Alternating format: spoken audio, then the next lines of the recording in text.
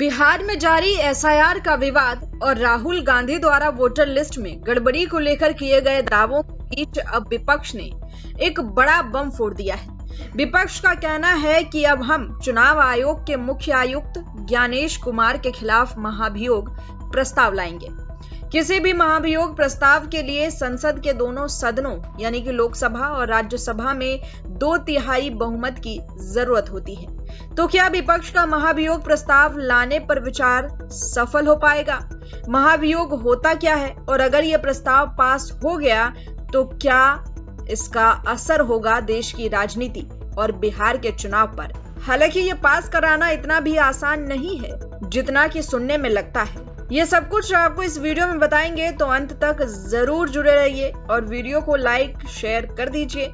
इसी तरह की और भी खबरों के लिए चैनल को भी सब्सक्राइब जरूर कर लें। अब आइए पूरा मुद्दा विस्तार से समझते हैं। विपक्ष चुनाव आयोग और मुख्य चुनाव आयुक्त ज्ञानेश कुमार के खिलाफ आरोप लगा रहा है कि चुनाव प्रक्रिया में पक्षपात, निष्पक्षता की कमी और संवैधानिक कर्तव्यों का उल्लंघन हुआ। यदि विपक्ष महाभियोग प्रस्ताव लाता है तो यह चुनाव आयोग की निष्पक्षता पर बड़ा राजनीतिक संकट बन सकता है।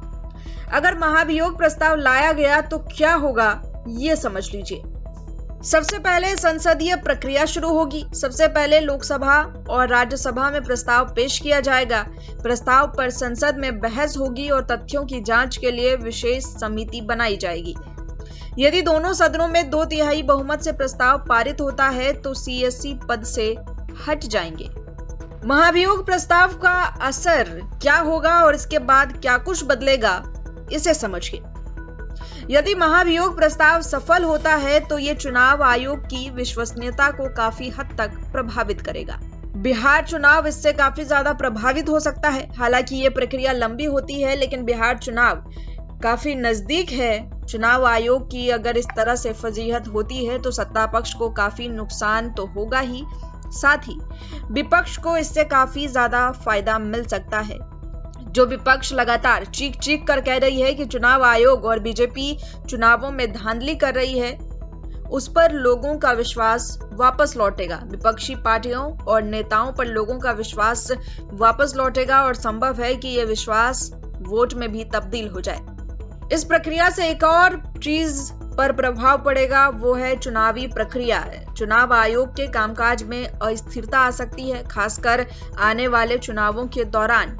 राजनीतिक तनाव भी इससे काफी ज्यादा बढ़ जाएगा। ये विपक्ष और केंद्र सरकार के बीच एक नए राजनीतिक विवाद को जन्म देगा। महाभियोग का सफल होना यह दर्शाएगा कि चुनाव आयोग को भी अपनी जिम्मेदारियों में पारदर्शिता और जवाबदेही बनाए रखनी चाहिए। अब ये जान लीजिए कि क्या ये पहली बार ऐसी घटना है या फिर इतिहास में ऐसा कुछ पहले हुआ है। तो आपको बता दें कि भारत में चुनाव आयोग के किसी भी मुख्य चुनाव आयुक्त या फिर सदस्य के खिलाफ अभी तक महाभियोग प्रस्ताव नहीं लाया गया है। ये एक बेहद दुर्लभ और संवेदनशील कदम होगा। हालांकि अन्य संवैधानिक पदों जैसे कि राष्ट्रपति, न्यायाधीश और राज्यपालों के खिलाफ महाभियोग की प्रक्रिया राजनीतिक बहसों में रही है और कई बार आई भी है, लेकिन सफल महाभियोग बेहद कम हुआ है। इससे यह संकेत मिलता है कि चुनाव आयोग के खिलाफ महाभियोग प्रस्ताव का लाना एक नया और बड़ा घटनाक्रम होगा। विपक्ष द्वारा चुनाव आयोग और सीईसी ज्ञानेश कुमार के खिलाफ महाभियोग लाने की संभावना लोकतांत्रिक प्रक्रिया की परीक्षा है। ये दिखाता है कि चुनाव आयोग की निष्पक्षता पर किस कदर सवाल उठ रहे हैं। हालांकि महाभियोग प्रस्ताव पारित होना आसान नहीं है, क्योंकि इसके लिए संसद में मजबूत बहुमत की आवश्यकता होती है। अगर ऐसा हुआ तो ये चुनाव आयोग की भूमिका और भारतीय लोकतंत्र में इसकी जगह पर गहरा असर डालेगा। अब इसके लिए चूंकि 2/3 बहुमत की आवश्यकता है, तो जरा दोनों ही सदनों के नंबर गेम समझ लीजिए। लोकसभा, जिसे कि निचली सभा लोअर हाउस भी कहते हैं, जिसमें कुल सदस्य 543 हैं। एनडीए यानी कि बीजेपी और उसके सहयोगी गठबंधन दल जो हैं, उनकी लगभग 293 सीटें हैं। इसमें बीजेपी की अकेले 240 है। अन्य एनडीए सहयोगी लगभग 53।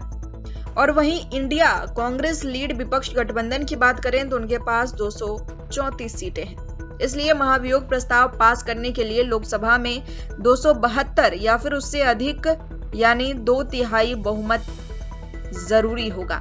अब बात करते हैं उच्च सभा यानी कि राज्यसभा की। राज्यसभा में कुल 245 सीटें हैं, 233 निर्वाचित और 12 नामांकित। सरकार एनडीए को लगभग 133 सदस्य हैं। विपक्ष इंडिया गठबंधन के 77 सदस्य और अन्य लगभग 29-30 सदस्य आम आदमी पार्टी और बीजेपी के हैं। रिक्त सीटें लगभग 6 हैं। राज्यसभा में 2/3 बहुमत 245 में से लगभग 163 वोटों की आवश्यकता है। संभव है कि यदि कुछ अन्य सदस्य समर्थन दे तो ये प्रस्ताव पास हो सकता है, लेकिन इसे हासिल करना जरा सा भी आसान नहीं है। अब आखिर में आपको बता देते हैं कि ये महाभियोग है क्या, जिसकी इतनी चर्चा हो रही है। तो महाभियोग एक संवैधानिक प्रक्रिया है जिसके तहत संसद या किसी उच्च पद पर नियुक्त अधिकारी जैसे चुनाव आयोग के मुख्य चुनाव आयुक्त को उनके कृत्यों के लिए हटाने का प्रस्ताव ला सकती है। भारत में मुख्य चुनाव आयुक्त या चुनाव आयोग के सदस्य को हटाने के लिए संसद के दोनों सदनों में 2/3 बहुमत की आवश्यकता होती है और ये महाभियोग केवल अयोग्यता, अनुचित आचरण के आधार पर ही लाया जा सकता है। आप इस पूरे मामले पर क्या सोचते हैं? क्या महाभियोग दोनों ही सदनों में पास हो पाएगा या फिर नहीं? कमेंट बॉक्स में अपनी राय जरूर बताइए।